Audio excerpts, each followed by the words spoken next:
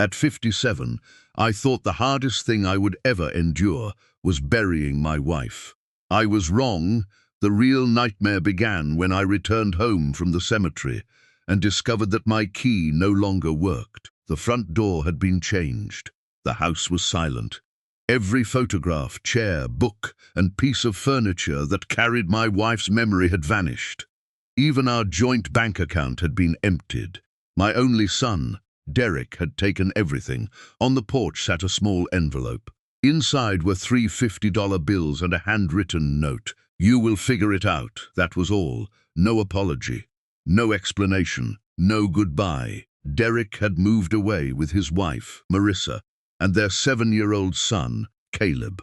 They had apparently decided that a grieving 57-year-old widower was no longer useful to them.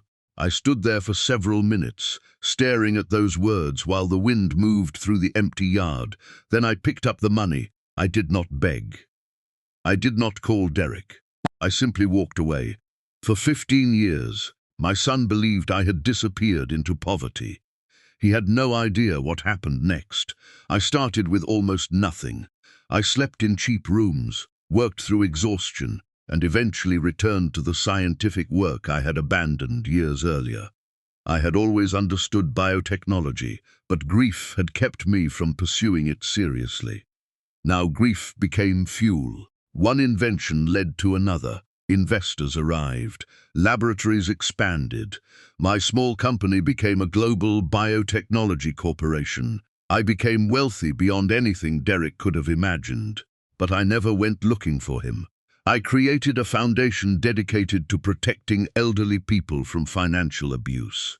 I quietly funded legal teams, housing programs, and recovery services for victims whose own relatives had stolen their savings. I never told the public why. Then, 15 years after Derek threw me away, my phone began vibrating in the darkness of my study, once, twice, then continuously. By midnight, I had more than 200 missed calls. I stared at the screen without answering. Finally, I picked up. A young voice whispered, "Grandpa?" I closed my eyes. It was Caleb. The little boy I remembered playing in my backyard was now 22. "Please don't hang up," he said, crying. I didn't know. I swear I didn't know. I remained silent. Caleb explained that he was researching famous philanthropists for a university assignment. My name had appeared in an article about a billionaire biotechnology founder who had donated much of his fortune to senior housing and elder protection programs. He had recognized the name. Then he had seen my photograph. "Is it really you?" he asked. "Yes," I answered. He began sobbing. "My parents told me you abandoned us. They said you ran away with another woman and stole the family money." I looked through the windows of my penthouse at the city glittering below. "Your parents lied," I said quietly. "They left me with $150 and a note." Caleb could barely speak. "What did they do to you?"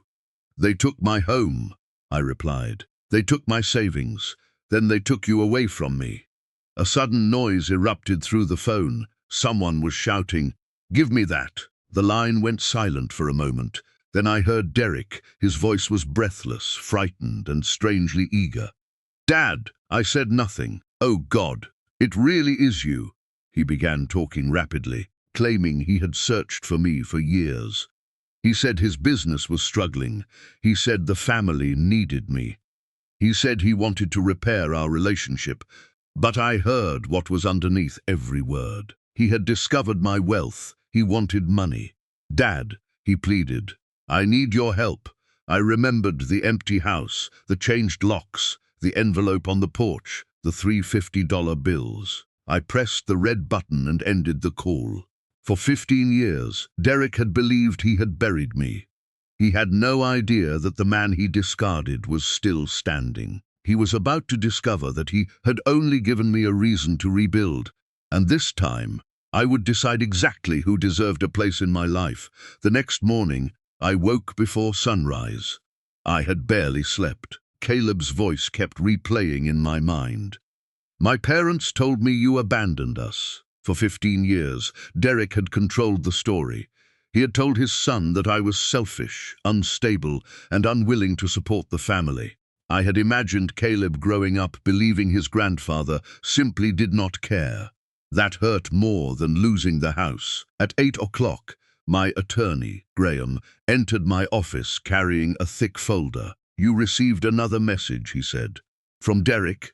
He nodded. "He wants to meet you." I looked at the folder. "What does he want?"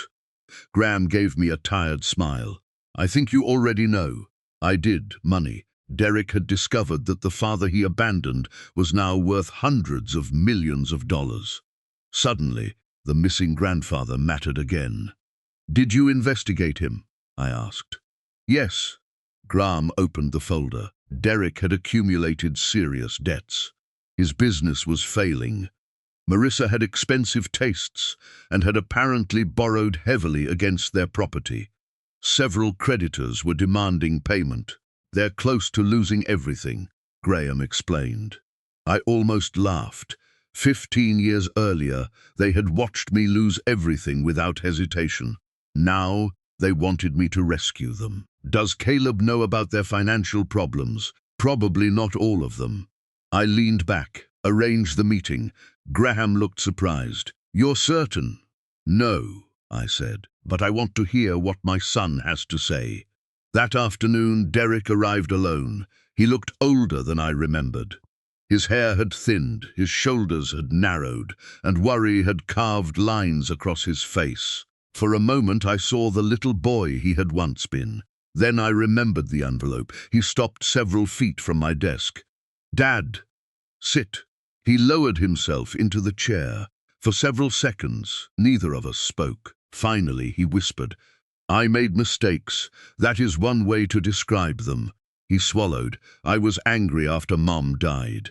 Marissa convinced me that you were hiding money from us. She said you didn't care about the family.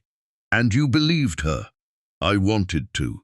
The honesty surprised me. Derek stared at his hands. "I thought you would eventually come back. I thought you'd forgive me." "I did come back." He looked up.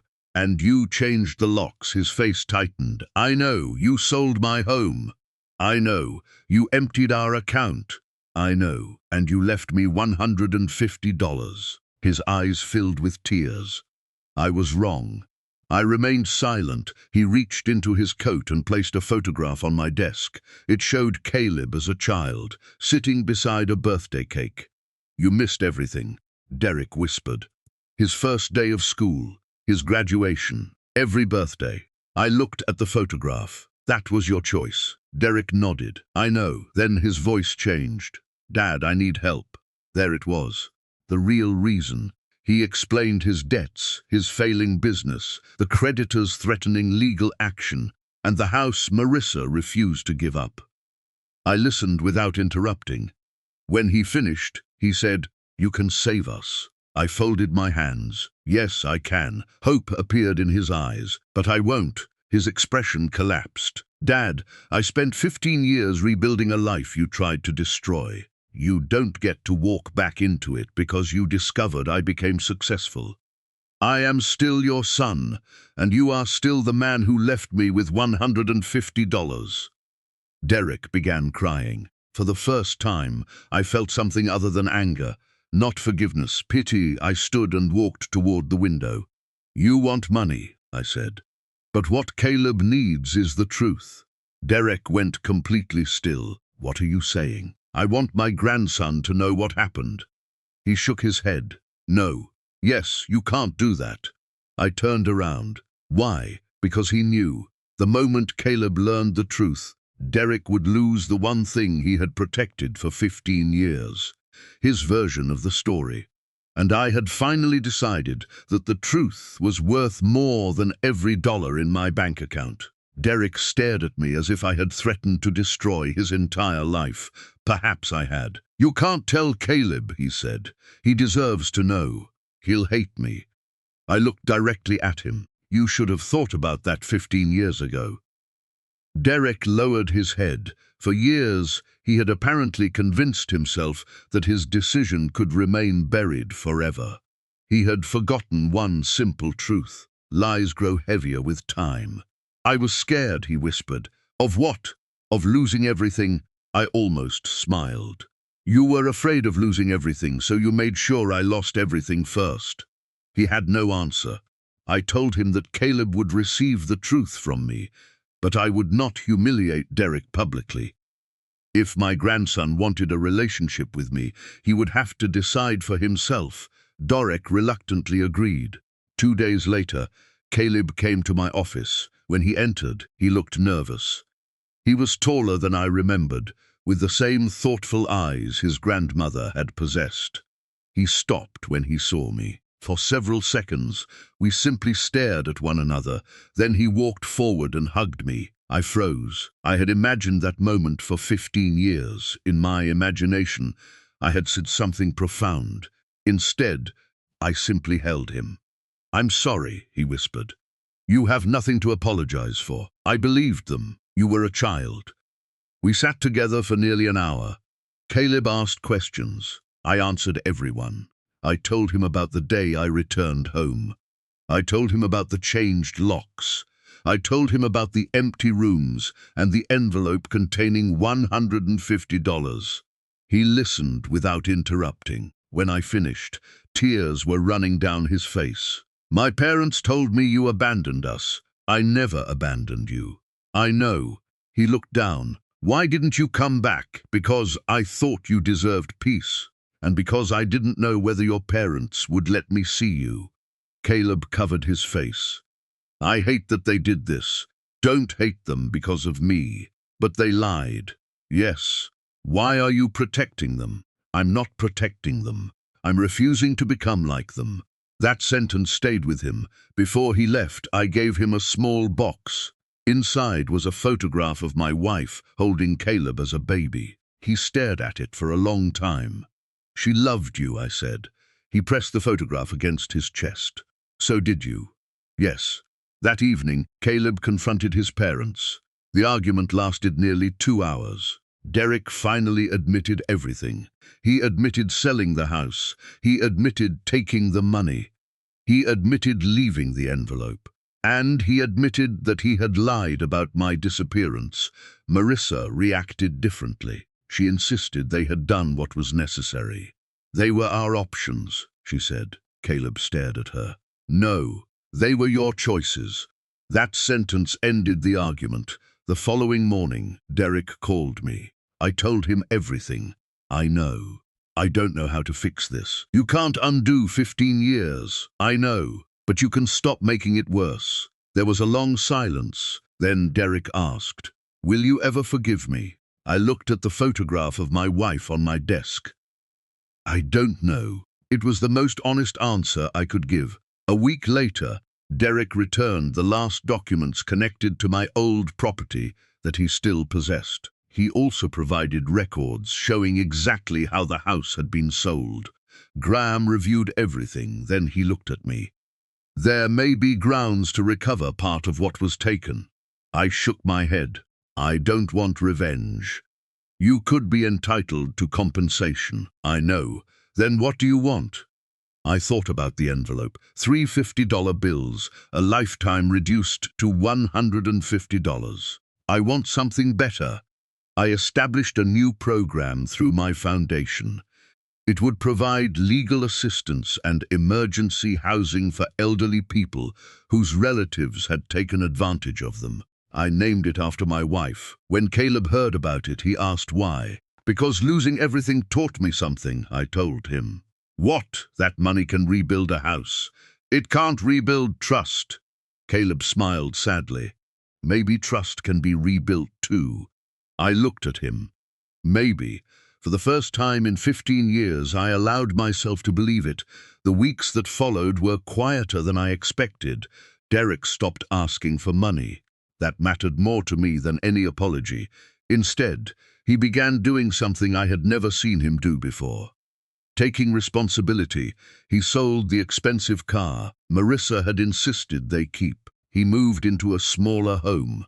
He negotiated with his creditors and accepted that some of the consequences of his decisions could not simply be erased. Marissa refused to cooperate. She blamed me for everything. According to her, I had ruined their family by becoming wealthy and refusing to rescue them. I never answered her accusations. There was nothing left to prove. Caleb, however, continued visiting. At first, our conversations were awkward. 15 years had created a canyon between us, and neither of us knew how to cross it, so we started with small things. Coffee, old photographs, stories about his grandmother, his favorite books, the food she used to make. Slowly, the silence disappeared. One afternoon, Caleb asked me a question I had secretly feared. "Grandpa, do you regret becoming rich?" I laughed softly. "No." "Do you regret what happened? That is different." He nodded. I looked at him. If I could change the past, I would, but I can't. So I choose what I do with the life I have now. He smiled. "You helped all those elderly people because of what happened to you." "Yes. Doesn't that mean something good came from something terrible?" I thought about it. Perhaps. Around that time, my foundation received a letter from a woman named Helen.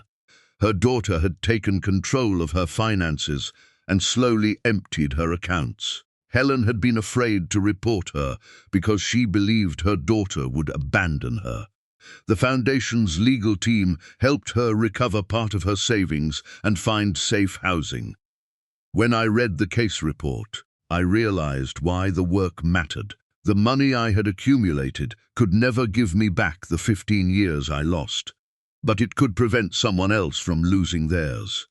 One evening, Derek came to my office. He looked different, not happier, just calmer. "I wanted to thank you," he said.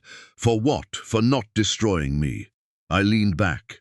"I never wanted to destroy you. You could have." "Yes," he nodded. "I understand that now." He placed an envelope on my desk. I opened it. Inside was a cashier's check. "What's this?" "Part of what I owe you." I pushed it back. "No, Dad, please. I don't need it." "I know." That answer stopped me. He continued, "But I need to repay something."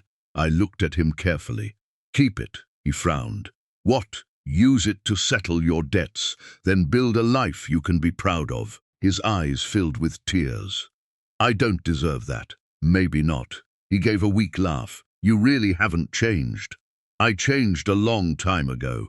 He stood there silently. Then he said something I never expected. "I loved you, Dad. I just let fear and greed become more important." I looked away. Those words hurt, but they also felt honest.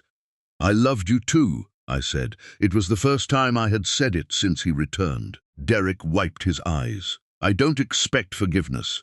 "Good." He laughed through his tears. "I'll earn it." After he left, I sat alone for a long time. Forgiveness, I realized, was not a gift. It was a road. Some people reached the end quickly. Others never did. Derek had only taken the first step. Several months later, the foundation held its largest charity gala. Hundreds of people attended. Caleb volunteered at the event. Derek came too. Marissa did not. As I stood on stage looking across the ballroom, I saw Caleb near the front. He was smiling for years. I had believed my family story ended on the day I received that envelope. I had been wrong. That was only the beginning. The past had taken my home. It had taken my money. It had taken 15 years with my grandson.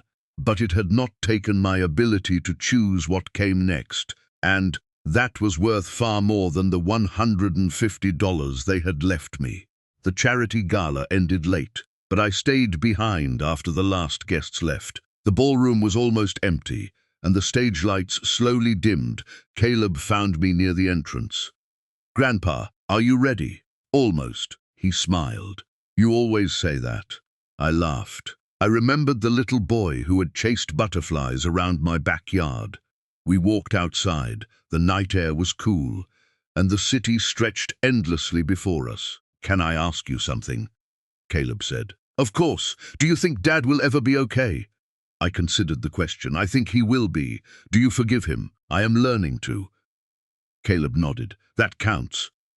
"Yes," I said. "It does."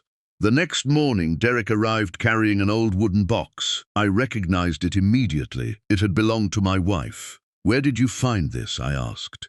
"It was in storage." He handed it to me. Inside were letters, photographs, and small keepsakes from our family. At the bottom was a birthday card Caleb had made when he was 6. The handwriting was crooked. "I love my grandpa. I hope he comes home." I sat down. Derek stood silently beside me. "I should have given you this years ago," he said. "Yes, I can't change that. No, but I can stop hiding things." I looked at him. That was his first apology that asked me for nothing. I closed the box. "Thank you."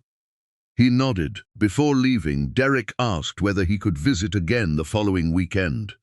I said yes, not because everything was repaired. It wasn't. Some wounds do not disappear because people apologize. But something had changed. We were no longer pretending the past had never happened. We were finally facing it. Months passed. Derek kept his promises. He worked honestly, paid his debts, and stopped expecting me to solve his problems.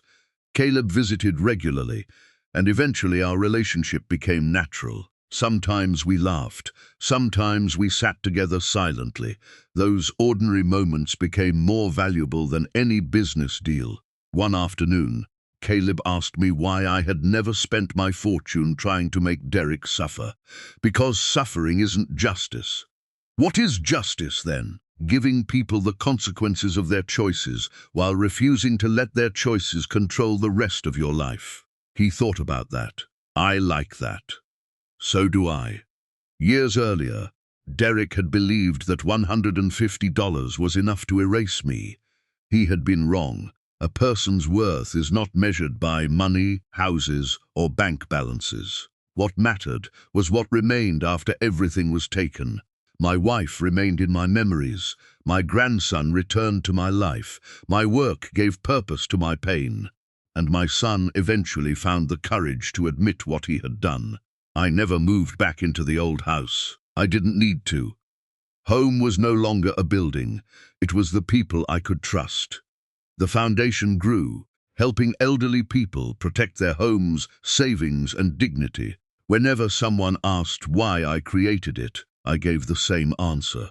Because I learned how quickly family can become strangers. Then I would add, and I learned that strangers can sometimes become family. One evening, Caleb and I stood on the balcony watching the sunset. He held the old wooden box. "Grandpa," he said, "what happened to the $150? I laughed. "I still have it." "Seriously?" I nodded. I had kept the three $50 bills all those years. Not because I needed the money, because I needed the reminder. I had once believed those bills represented everything I had lost. Now they represented something else. They reminded me that a person can lose possessions without losing their future. I placed the envelope into Caleb's hands. "Keep it." He looked confused. "Why?" "So, you remember." "Remember what?" I smiled. "That sometimes the worst ending is actually the beginning of a better story." Caleb hugged me. I held him tightly. The past no longer felt like something chasing me. It felt like something I had survived. I finally understood that survival was not the end. It was freedom. And that was enough.